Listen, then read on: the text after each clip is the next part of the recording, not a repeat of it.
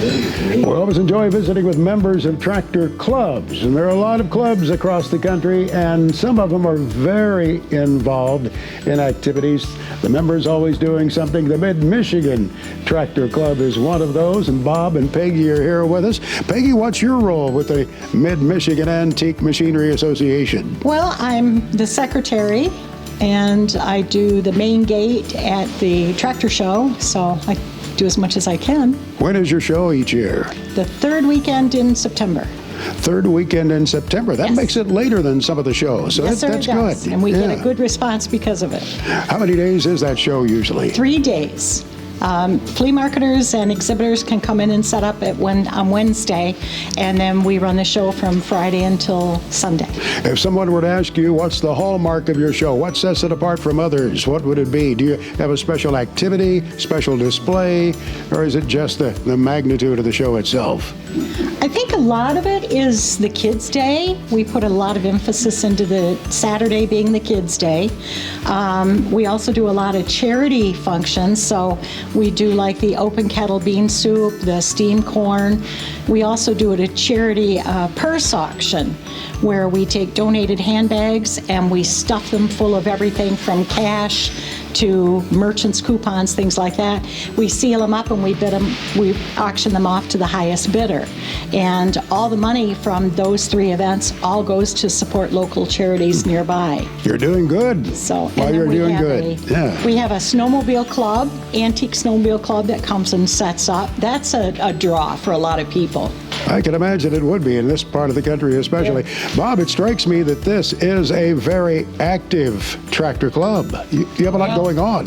We probably, out of the 46 tractor clubs, we probably have the largest flea market in the state of Michigan. And that there's probably anywhere between 85 and 125 flea marketers that come in every year. They cover about, 4 I'd say acres. around what, 12, 14 acres? Yeah. And that brings a lot of people in there.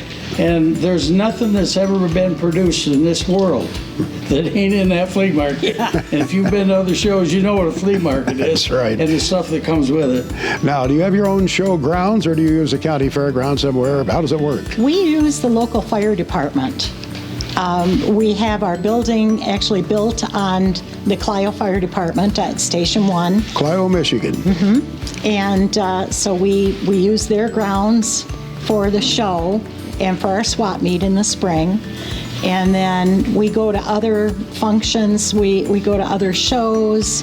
We do a lot as a club with different activities outside of our show. You know, that works especially well, I can imagine, if a tractor catches on fire. There was a pickup truck caught on fire at the Rantoul show last year. A guy was out, Illinois. he was trying to plow with a pickup truck. Oh, they get hot. That was the most famous video from that show. What kind of tractors do you have, Bob? I have Ford tractors, I got John Deere tractors. I got a couple new tractors, an LS tractor, and that's my limitation. I had some other tractors, but I got rid of them over the years and picked up other ones. You know as well as I do, you can build a barn and it ain't never big enough. That's right. They always tell you build it bigger than you think you're going to need. Yeah, and right? that ain't gonna be big enough. And I'm at an age now to where I don't want to build any more buildings. I don't want to get rid of what I got, but I think I've got enough. Yeah, you're like Max Armstrong. You think you've reached that stage where you need to have a herd dispersal, like they say in the dairy industry. Move. You got to start downsizing somewhere. And I was a motorcycle rider for years, and I still ride a Harley motorcycle. I should have figured that out. Peggy, now tell me, you have an unusual tractor. Well, my favorite tractor is actually my Farmall 200 because that's a 56. That's a nice one. It's a year older than I am, and it's the one I drove across the Mackinac Bridge on, which was kind of unique at that time because there weren't a lot of women driving. They were riding with their husbands, but they weren't driving. But then I also have acquired an Acme. An Acme? That's An Acme ACME? As in Roadrunner, Acme. Beep, beep. Yes.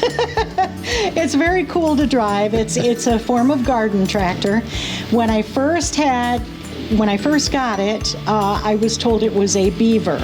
A beaver tractor. A beaver tractor, which you can Google that, and there's actually a company, and it Really? was Beaver, and yes, I got a lot of chuckles out of that. But it is an Acme. It's one of 15 registered in the United States. It's very unique to drive. 15, only 15. Registered ones. There's not very many of them. I've taken it. I took it out to the Montrose show when we took our tractors out there. The Montrose Orchard had a fall fest, and I took it out there. And yeah, it's drive belt steered, and it's just a very unique little tractor. What powers it? What is the engine? Do you know? Oh dear, my husband. Briggs and Stratton. Briggs There you and go. Stratton. Sure. Yes. Probably about a 2 or 3 horse tractor. Okay. So you're not going to break any speed limits, but it'll probably go as fast as you want to go, I'm That's it. guessing. Yeah, it was just a little garden tractor. Yeah. Yeah. Does it have cultivating attachments on it? No, but it has the capability of it. Yeah, very good. What a treat to visit with you both. Thanks for taking time with us from the Mid-Michigan Antique Machinery Association. We sure appreciate it. Thank you for having us. Thank you. Right here in the showroom at Steiner Tractor Parts in Lennon, Michigan.